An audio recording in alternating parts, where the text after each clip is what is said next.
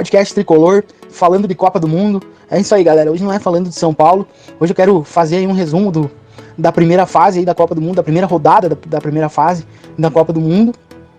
Falar um pouquinho da vitória do Brasil, da estreia do Brasil, que é o grande favorito ao título da Copa do Mundo, né? De acordo também com as cotações aí das casas de aposta. O Brasil aqui paga uma cotação menor, então o que significa que o Brasil é o grande favorito para os apostadores aí ao título da Copa do Mundo, que seria o hexacampeonato tão almejado pela seleção brasileira, né? Então, a primeira rodada da Copa do Mundo apresentou duas zebras, né? Uma zebra mesmo e outra nem tanto, mas duas fortes seleções favoritas a chegar pelo menos entre ali os 8, entre os 4 melhores. Perderam na primeira rodada e de certa forma se complicaram nos seus grupos, né? A Alemanha tomou uma virada do Japão, saiu ganhando 1-0, tomou uma virada, e a Alemanha está num grupo difícil que tem a Espanha, né? Que aplicou uma goleada por 7-0, e Espanha e Alemanha será o grande jogo da segunda rodada, praticamente um mata-mata, já na segunda rodada da Copa do Mundo, jogo marcado para domingo, né? E se a Alemanha for derrotada, a Alemanha já se despede da Copa na segunda rodada. Pasmem, né? Uma favorita ao título pode ficar de fora já na segunda rodada da Copa do Mundo, né? E outro que é favorito e acabou perdendo seu jogo de estreia, decepcionando muita gente, a Argentina, que perdeu para a Arábia Saudita de virada também, saindo 1-0, teve alguns gols anulados por impedimento, e poderia, se tivesse sido validado algum desses gols, talvez ter ganhado o jogo, né? Mas tomou uma virada e acabou perdendo, uma zebra, a maior zebra da Copa do Mundo e uma das maiores de todas as Copas, né? Pouca gente chutaria uma vitória da Arábia Saudita sobre a Argentina, mas aconteceu.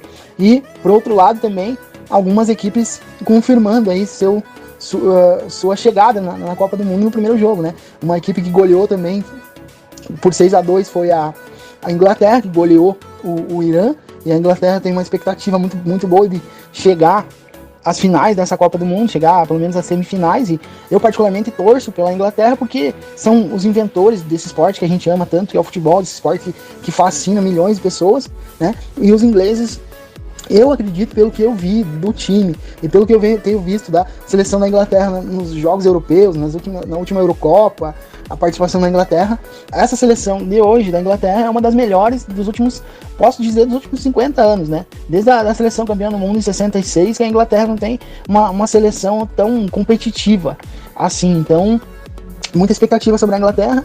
A França, atual campeã, também aplicou uma goleada, saiu perdendo, inclusive virou o jogo contra a Austrália, confirmou a vitória. A França muito desfalcada na Copa do Mundo, né? Mas os jogos foram muito bons, né? À exceção de alguns jogos mais, um pouco mais, com menos tempero, vamos dizer assim, né? Uruguai 0, os empates em 0-0, Uruguai e Coreia 0-0, México também e Polônia 0-0, com Lewandowski perdendo o gol. Então esse foi um resumo aí da primeira fase, né? E o Brasil confirmou o favoritismo, né, no jogo de estreia contra a Suíça, venceu por 2-0, o Brasil fez um bom jogo, né? Se colocou na liderança do grupo, com um gol a mais de saldo do que a Suíça, que também venceu o Camarões, e na segunda rodada, o Brasil vencendo a Suíça já confirma a classificação e se coloca cumprindo o favoritismo na briga direta pelo primeiro lugar, até conseguindo, com um empate no último jogo contra Camarões, o Brasil poder se classificar em primeiro lugar do grupo, né? E esperar um adversário no outro grupo, que é um grupo bem complicado, que é o grupo do Uruguai, que empatou 0-0 contra a Coreia, e Portugal e Gana, que Portugal saiu vencendo um jogo que começou ruim, mas no segundo tempo teve emoções ali, fortes emoções, um pênalti meio duvidoso ali para Portugal, mas Portugal acabou vencendo por 3-2, né? Fez 1-0, tomou um empate, depois fez 3-1 e tomou o segundo gol no final e conseguiu segurar a vitória, que provavelmente pode colocar Portugal para brigar pela primeira colocação, né? Os próximos jogos aí, Portugal e Coreia, e Portugal e Uruguai, vão ser decisivos. Aí o Uruguai, se quiser se classificar, vai ter que buscar pelo menos mais uma vitória e um empate, né? Não vai poder perder nenhum jogo. Se perder algum dos dois jogos restantes, o Uruguai se complica, né? E quem passar em segundo é o adversário do Brasil, que provavelmente vai confirmar o favoritismo e acabar em primeiro lugar, né? O jogo do Brasil, no primeiro tempo, foi um jogo mais pegado, né, mais de marcação. O Brasil estava mais encaixotado ali na marcação da Sérvia, mas a escalação do Tite apresentou como eu tinha até postado ali na minha comunidade, uma prévia da escalação, eu até achava que o Daniel Alves pudesse começar como titular na lateral direita, juntamente com o Fred no meio campo, para o time não ficar tão ofensivo, mas ele optou realmente pelo Danilo na lateral direita, e o Paquetá e o Neymar como meio campistas, com os 3 atacantes, o Rafinha e o Vinícius Júnior, que era uma dúvida, com o Richarlison, que foi o grande destaque do jogo, jogando centralizado. No primeiro tempo o Brasil teve mais dificuldade, porque a Sérvia encaixou bem a marcação, mas o Brasil praticamente não deu espaço para a Sérvia criar chances. O Alisson não precisou fazer nenhuma grande defesa, e no primeiro tempo o Brasil criou 2 chances claras de gol, com o Rafinha, numa primeira bola que ele pegou uma sobra e bateu fraco, o goleiro defendeu, e num segundo lance uma roubada de bola, que eu acho que até foi no início do segundo tempo, uma roubada de bola, que ele mesmo roubou a bola na saída da seleção da Sérvia e chutou em cima do goleiro, finalizou em cima do goleiro, perdendo uma boa chance. Aí o Brasil começou a ser mais incisivo, né, a usar mais o lado esquerdo, o Vinícius Júnior também um dos destaques do jogo, e numa bola que o Neymar carregou e o Vinícius Júnior pegou a sobra e bateu cruzado, o goleiro deu o rebote, o Richarlison estava ali para conferir e abriu o placar para o Brasil, um gol que deu uma tranquilidade maior para o Brasil, e logo em seguida o Brasil conseguiu criar uma boa jogada também pelo lado esquerdo, com o Vinícius Júnior fazendo uma jogada em velocidade, cruzando para o Richarlison, que fez um bonito gol numa bola que ele dominou e a bola levantou um pouquinho, ele girou ali, um misto de um voleio com uma meia bicicleta, um gol plasticamente muito bonito do Richarlison, segundo gol dele no jogo, né, 2 gols na Copa do Mundo já, se coloca também como um dos artilheiros, né, da Copa. Eu não lembro se tem outro jogador que fez 2 gols, né, o jogo da Espanha que teve 7 gols, eu acabei não vendo quem fez os gols, mas pode ser que alguém tenha feito 2, né, também, mas o Richarlison se coloca como um dos artilheiros.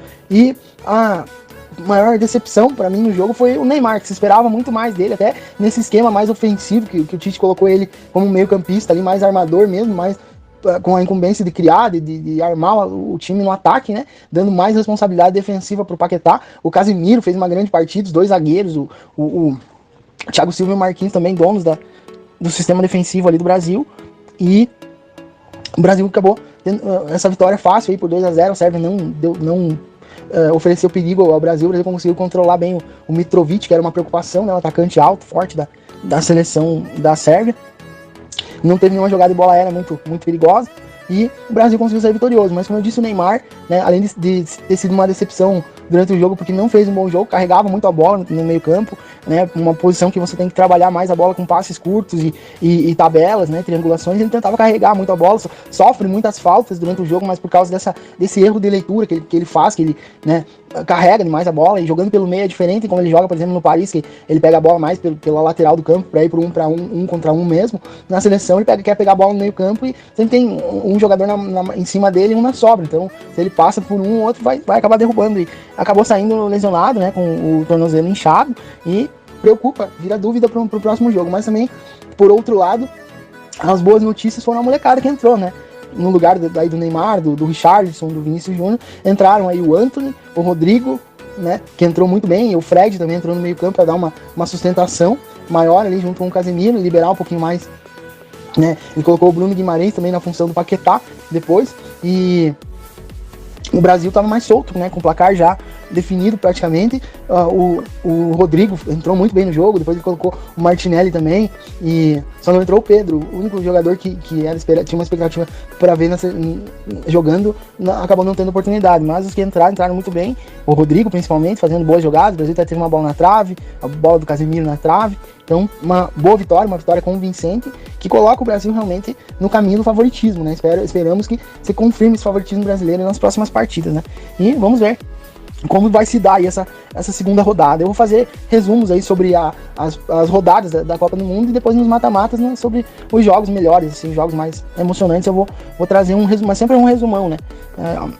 Em cada vídeo um resumão, dessa forma que eu vou estar falando aí da Copa do Mundo. Aguardem também o próximo vídeo que eu vou fazer sobre o resumo da semana do São Paulo. Tem notícias aí do São Paulo, muita especulação, notícias sobre o Rogério Ceni também. Então, você que já curtiu esse vídeo aí, deixe seu like, deixe seu comentário. O que você achou aí da vitória da seleção brasileira? Se você acredita na seleção brasileira também, na Copa do Mundo, deixe seu like, deixe seu palpite. Eu gostaria de ver uma final da Copa do Mundo Brasil e França, ou Brasil e Inglaterra, né? E eu acredito que a Inglaterra pode chegar assim na final, assim como o Brasil, e vamos torcer, né? Então, se você gostou aí dessa análise, não esquece de deixar o like, se inscreve no canal e comentar aí sobre o que você achou do vídeo. E vamos que vamos, fortalecendo e crescendo sempre cada vez melhor para você que me dá essa audiência. Um grande abraço e até a próxima.